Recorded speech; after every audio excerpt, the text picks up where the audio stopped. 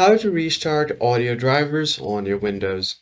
Hey everyone, today I'm going to show you guys how you can easily restart your audio drivers and update it.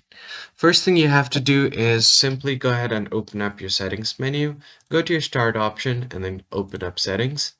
Once your settings is open, head over to system tab and then scroll down until you find troubleshoot. Right under here you'll find other troubleshooters. Just click on it. And under most frequent, you'll find the audio troubleshooter. So go ahead and run this troubleshooter.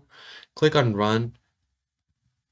Just wait for a bit and it will automatically run the troubleshooter. And if there are any issues with the driver, it will update it automatically and fix that issue.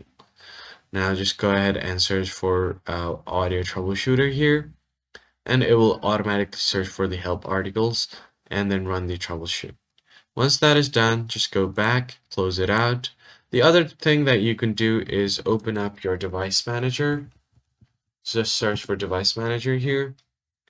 And once your device manager is open, find your audio drivers, click on sound, video games, controllers. Click on this drop down and you'll find the display audio. Right click on this driver and then click on update driver. Search automatically. And if it says the best driver is already installed, you're good to go. Do the same thing for the other one. Click on this update driver device and then search automatically and you're good to go. After this, give your PC a quick restart and then you are going to have your audio drivers updated. That's pretty much it, guys. I hope this tutorial was helpful. I'm going to see you on the next one.